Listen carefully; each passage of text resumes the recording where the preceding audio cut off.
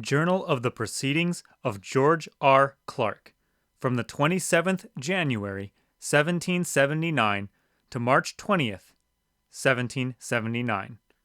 Written by Major Joseph Bowman. Bowman's Journal, telling how Clark and his men took Fort Sackville. Read by Walter Thomas.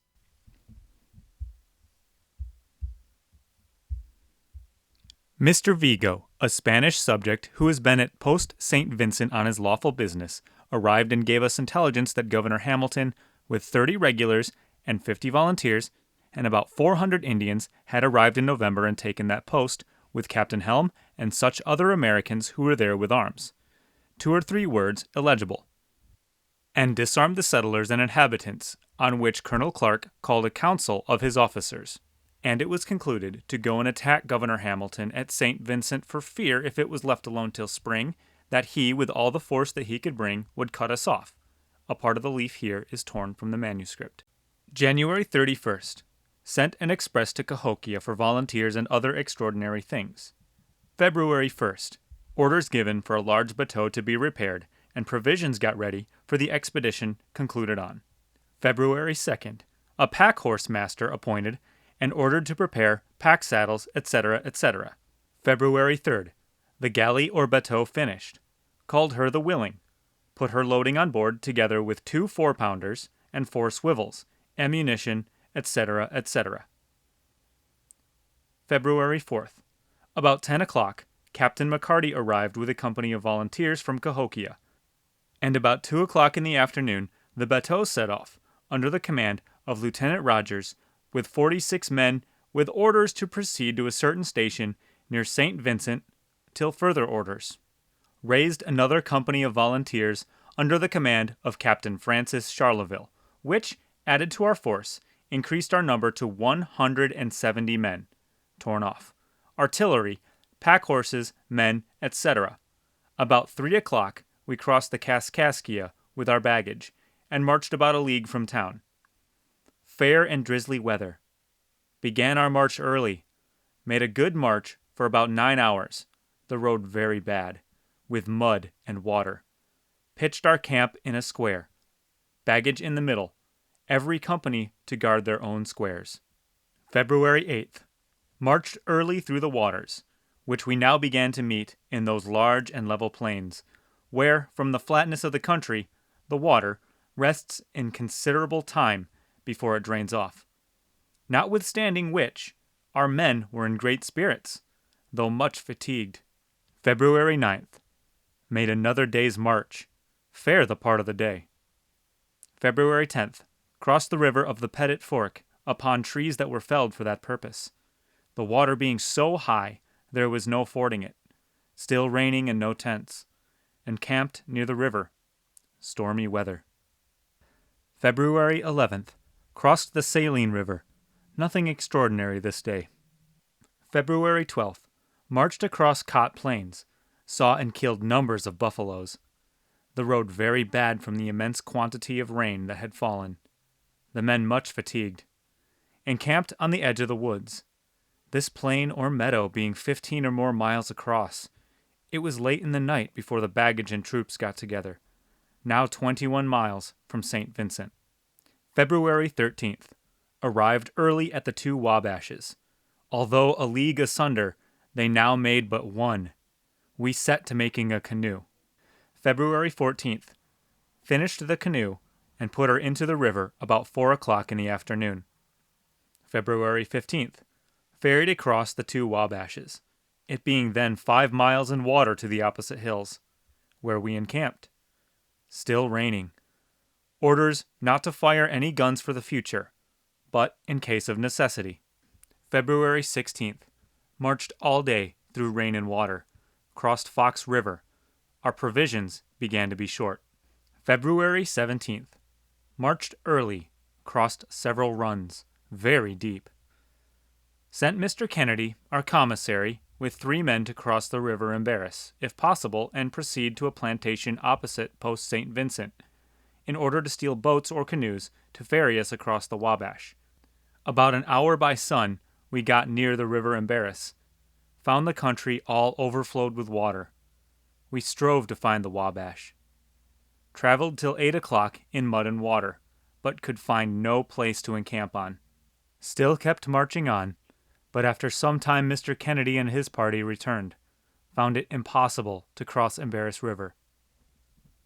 We found the water falling from a small spot of ground. Stayed there the remainder of the night.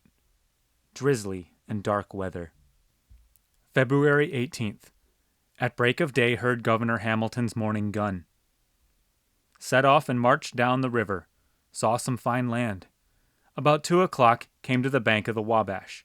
Made rafts for 4 men to cross and go up to town and steal boats. But they spend all day and night in the water to no purpose, for there was not 1 foot of dry land to be found. February 19th. Captain McCarty's company set to making a canoe, and at 3 o'clock the 4 men returned, after spending the night on some old logs in the water. The canoe finished. Captain McCarty, with 3 of his men, embarked in the canoe and made the 3rd attempt to steal boats. But he soon returned, having discovered 4 large fires about a league distant from our camp, which seemed to him to be fires of whites and Indians. Immediately Colonel Clark sent 2 men in the canoe down to meet the bateau, with orders to come on day and night, that being our last hope, and we starving. Many of the men much cast down, particularly the volunteers. No provisions of any sort, now 2 days. Hard fortune. February 20th. Camp very quiet but hungry, some almost in despair. Many of the Creole volunteers talking of returning. Fell to making more canoes, when, about 12 o'clock, our sentry on the river brought to a boat with 5 Frenchmen from the post, who told us we were not as yet discovered, that the inhabitants were well disposed toward us, etc. Captain Willing's brother, who was taken in the fort, had made his escape to us, and that one Masonville, with a party of Indians, was then 7 days in pursuit of him.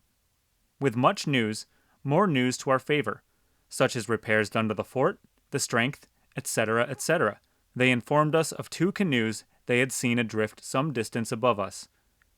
Ordered that Captain Worthington, with a party, go in search of them. Returned late with 1 only. One of our men killed a deer, which was brought into the camp. Very acceptable. February 21st.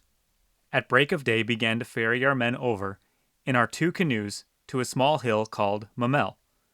Captain Williams, with 2 men, went to look for a passage, and were discovered by 2 men in a canoe, but could not fetch to them. The whole army being over, we thought to get to town that night, so plunged into the water, sometimes to the neck, for more than 1 league, when we stopped on the hill of the same name, there being no dry land on any side for many leagues. Our pilots say we cannot get along, that it is impossible. The whole army being over, we encamped. Rain all this day. No provisions. February 22nd. Colonel Clark encourages his men, which gave them great spirits. Marched on in the waters. Those that were weak and famished from so much fatigue went in the canoes.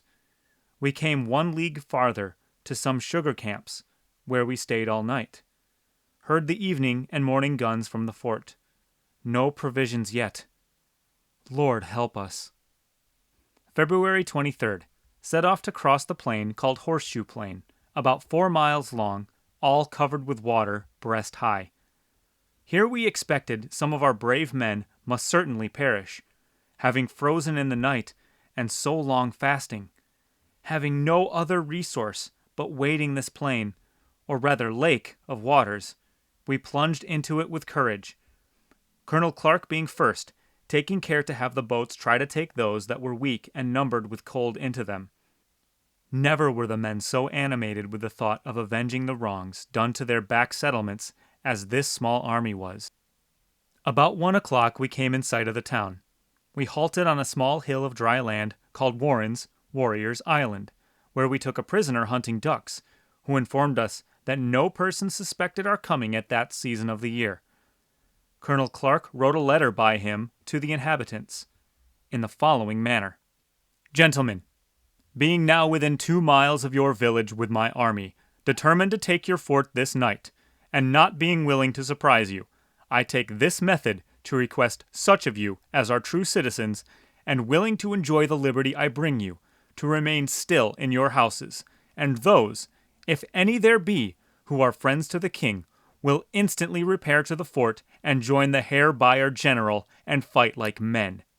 And if any such as do not go to the fort shall be discovered afterwards, they may depend on severe punishment. On the contrary, those who are true friends to liberty may depend on being well treated. And I once more request them to keep out of the streets, for everyone I find in arms on my arrival, I shall treat as an enemy. Signed, G. R. Clark. In order to give time to publish this letter, we lay still till about sundown, when we began our march, all in order, with colors flying and drums braced. After wading to the edge of the water breast high, we mounted the rising ground the town is built on about 8 o'clock. Lieutenant Bailey, with 14 regulars, was detached to fire on the fort while we took possession of the town and ordered to stay till he was relieved by another party, which was soon done. Reconnoitered, about to find a place to throw up an entrenchment. Found one, and set Captain Bowman's company to work. Soon crossed the main street, about 120 yards from the first gate. We were informed that Captain Lamoth, with a party of 25 men, was out on a scout, who heard our firing and came back. Sent a party to intercept them, but missed them. However, we took one of their men, and one Captain Masonville, a principal man, the rest making their escape under the cover of night into the fort. The cannon played smartly. Not one of our men wounded. Men in the fort badly wounded. Fine sport for the Sons of Liberty. February 24th. As soon as daylight, the fort began to play her small arms briskly. One of our men got slightly wounded. About 9 o'clock, the Colonel Clark, sent a flag with a letter to Governor Hamilton. The firing then ceased, during which time our men were provided with a breakfast, it being the only meal of victuals since the 18th installment. Colonel Clark's letter as follows. Sir, in order to save yourself from the impending storm that now threatens you, I order you to surrender yourself with all your garrison, stores, etc., etc., etc. For, if I am obliged to storm, you may depend on such treatment as is justly due to a murderer. Beware of destroying stores of any kind, or any papers or letters that are in your possession. For, by heavens, if you do, there shall be no mercy shown you. Signed, G. R. Clark. Answer from Governor Hamilton. Governor Hamilton begs to leave to acquaint Colonel Clark that he and his garrison are not disposed to be awed into an action unworthy of.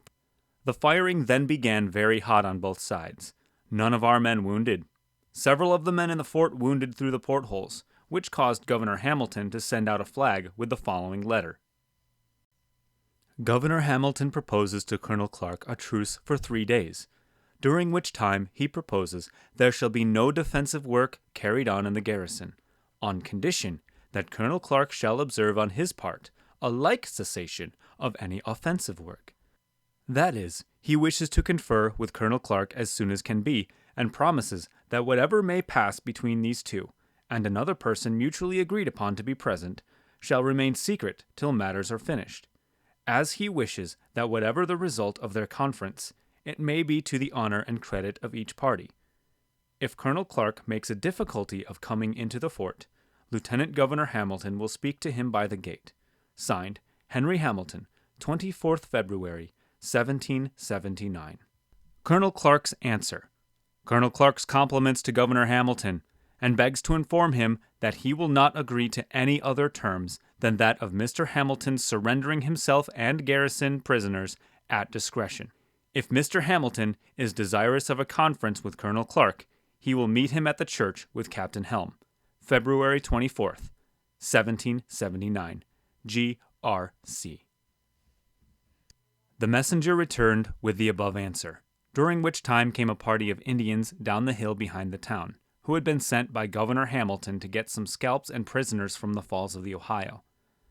Our men, having got the news of it, pursued them, killed 2 on the spot, wounded 3, took 6 prisoners, brought them into town. 2 of them proving to be white men that they took prisoners.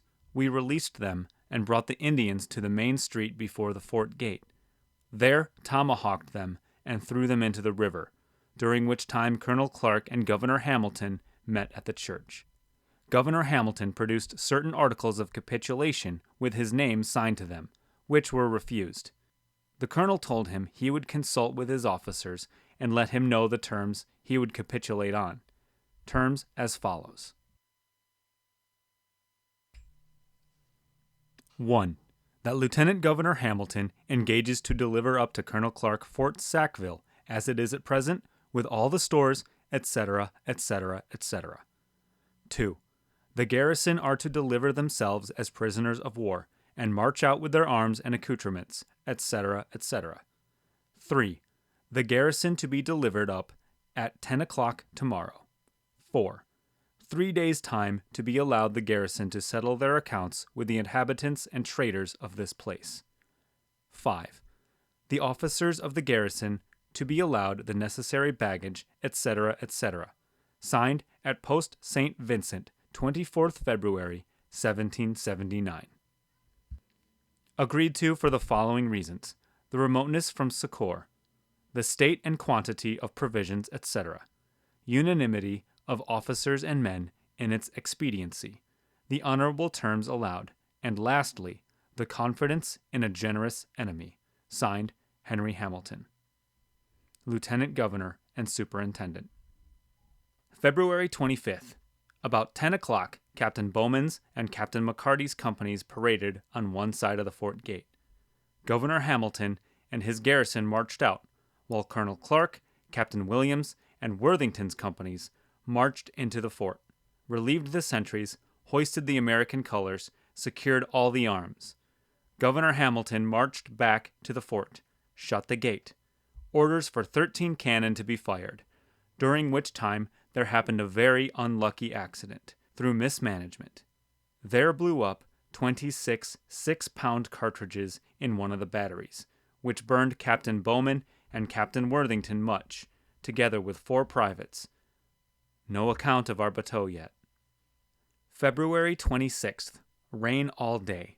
Captains Helm, Henry, and Major Lagar, with 50 men of the militia, ordered to proceed up the river with 3 boats, with a swivel each, to meet 10 boats that were sent in October last for provisions and stores to Omai, and take the same in custody.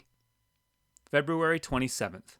The Willing, our bateau, arrived, to the great mortification of all on board, that they had not the honor to assist us.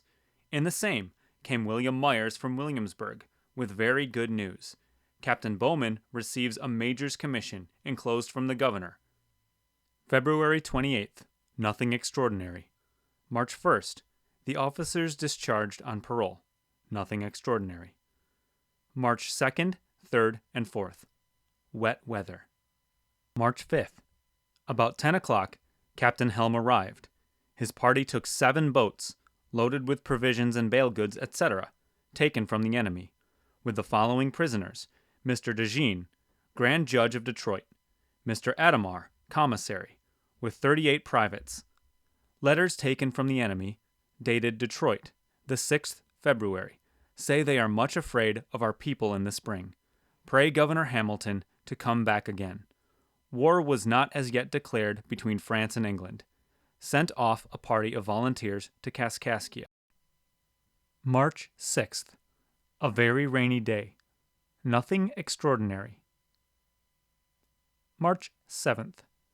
Captain Williams and Lieutenant Rogers, with 25 men, set off for the Falls of Ohio to conduct the following prisoners, viz., Lieutenant Governor Hamilton, Major Hayes, Captain Lamoth, Mons DeJean, Grand Judge of Detroit, Lieutenant Schifflin, Dr. Macbeth, Francis Masonville, Mr. Bellafuel, with 18 privates. Nothing extraordinary. March 8th, 9th, 10th, 11th, 13th, and 14th. Cloudy weather and rain all the foregoing week. This morning, Mr. Myers set off for Williamsburg with 2 men. March 15th. A party of Payans and Miami Indians waited on Colonel Clark and assured him of fidelity, etc., to the Americans, and begged protection.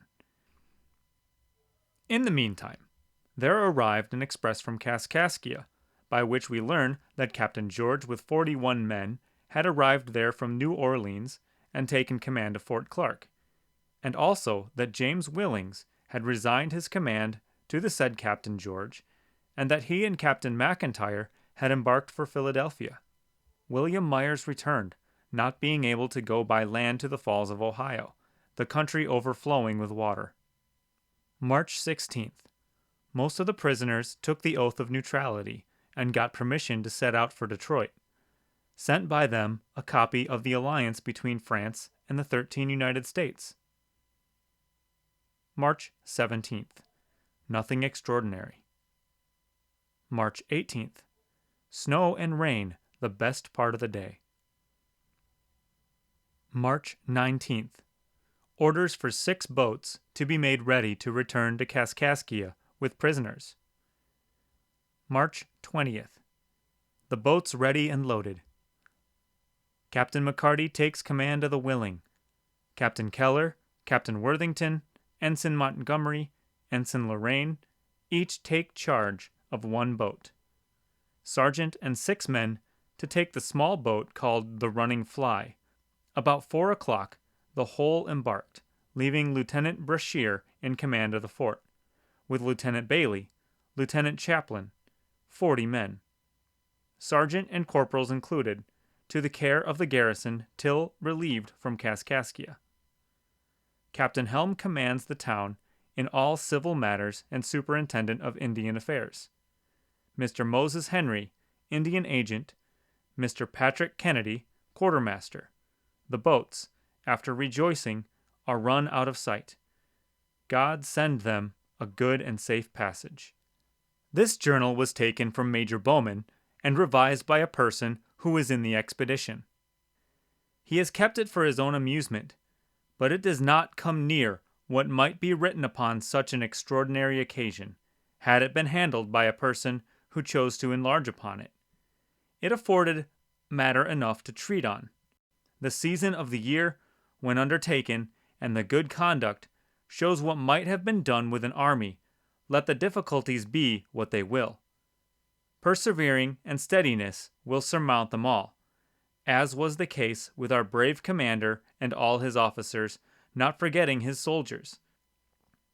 Although a handful in comparison to other armies, they have done themselves and the cause they were fighting for credit and honor, and deserve a place in history for future ages, that their posterity may know the difficulty their forefathers have gone through for their liberty and freedom. Particularly, the back settlers of Virginia may bless the day when they sent out such a commander, officers, and men. I say, to root out that nest of vipers, that was every day ravaging